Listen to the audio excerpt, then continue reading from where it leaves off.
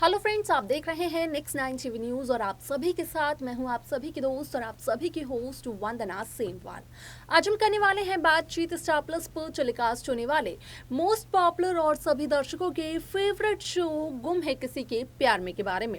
आज हम इस शो के बारे में कुछ खास बातचीत करेंगे, तो वहीं इस शो से जुड़े हुए कुछ ऐसे राजों का करूंगी आप सभी के सामने मैं खुलासा, जो कि जल्द ही मेकर्स आप सभी के सामने टेलीकास्ट कर सकते हैं।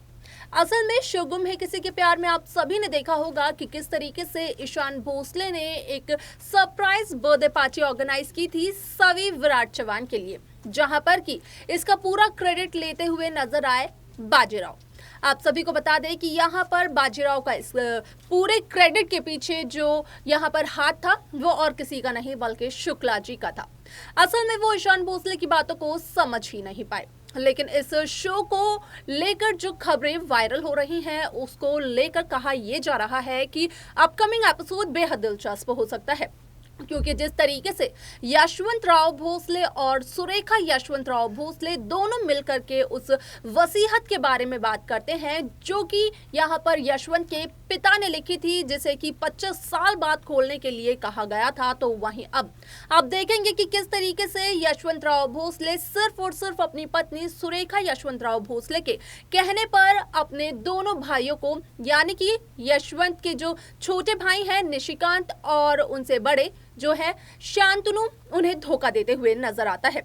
क्या कुछ होता है और कैसे देते हैं यशवंत धोखा निशिकांत और शांतनु को, जाने आप हमारे साथ हमारे इस खास रिपोर्ट में। स्टार प्लस पर टेलीकास्ट होने वाले मोस्ट पॉपुलर और सभी दर्शकों के फेवरेट शो गुम है किसी के प्यार में इन दिनों एक हाई वोल्टेज ड्रामा चल रहा है। इस शो के हाल ही के ट्रैक को तो सभी व्यूअर्स कर ही रहे होंगे फॉलो, तो वहीं शो का अपकमिंग एपिसोड अपकमिंग ट्रैक भी होने वाला है बेहद दिलचस्प। असल में शो गुम है किसी के प्यार में सभी दर्शकों ने बखूबी देखा होगा कि किस तरीके से ईशान भोसले सभी की फ्रेंड्स के साथ मिलते हुए यहाँ पर नजर आए एक सरप्राइज बर्थडे पार्टी को ऑर्गेनाइज करने में, जो कि यहाँ पर थी स्पेशली सभी के लिए। लेकिन इसका सारा क्रेडिट चला गया बाजीराव को और सभी इस बात को जानकर हुई बेहद खुश। यहाँ पर ईशान ने जहाँ सभी के लिए सरप्राइज प्लान किए थे, तो एक के बाद एक सभी को सरप्राइज तो मिले, जहाँ पर कि सभी को उसकी ईशा मैम मिली, उसकी आजी यानी कि अश्वनी निनाद चौहान मिली।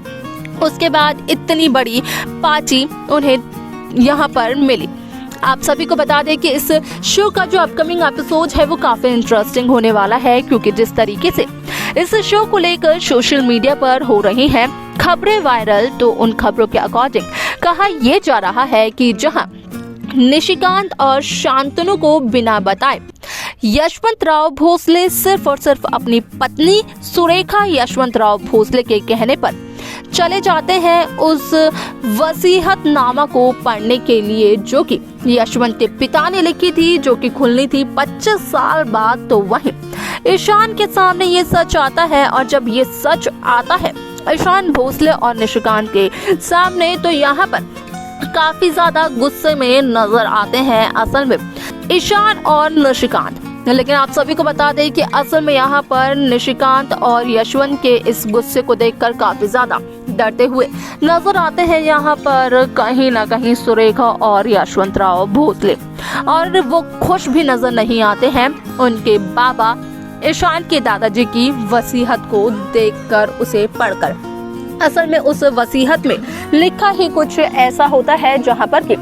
साफ तौर पर यही लिखा होता है कि असल में उस वसीयत में भोसले परिवार की जितनी भी प्रॉपर्टी है वो सारी की सारी चली जाएगी ईशान भोसले के नाम, और ईशान को उसी दिन असली चेहरा नजर आता है सुरेखा और यशवंत राव भोसले का, जहां पर कि चलता है ईशान को इस बात का पता कि असल में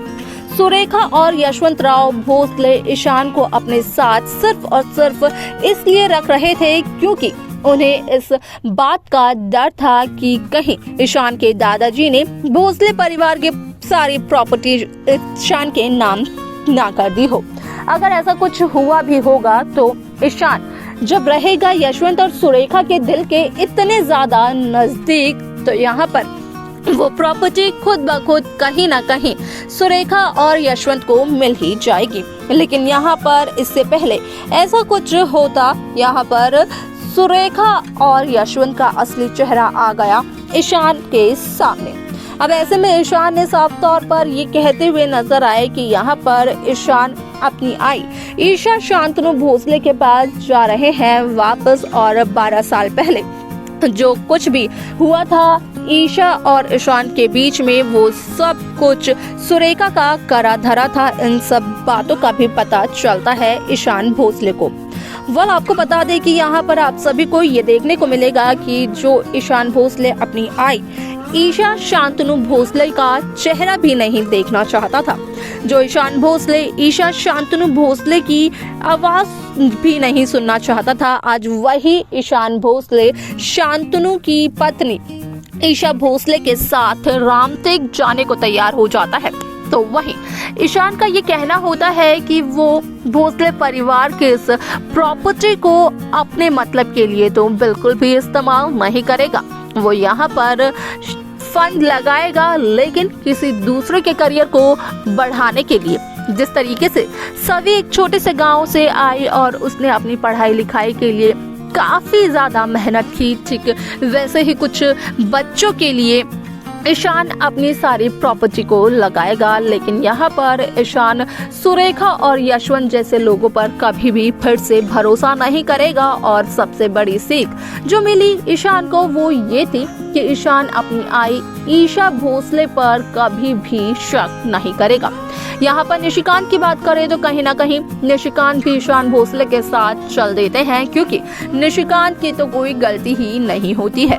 तो देखा आप सभी ने कि किस तरीके से शोगुम है किसी के प्यार में यहाँ पर साफ तौर पर ये देखने को मिला कि अब फाइनली ईशान भोसले के सामने भी आ चुकी है सारी सच्चाई। ऐसे में यहाँ पर ईशान भोसले कहीं ना कहीं खिलाफ खड़े हो गए हैं अपनी अक्का साहिब सुरेखा भोसले और अपने काकू यानी कि यशवंत राव भोसले के, जिन्होंने कि 12 साल पहले से यशवंत को वो सहारा दिया जो कि एक माँ बाप का होता है।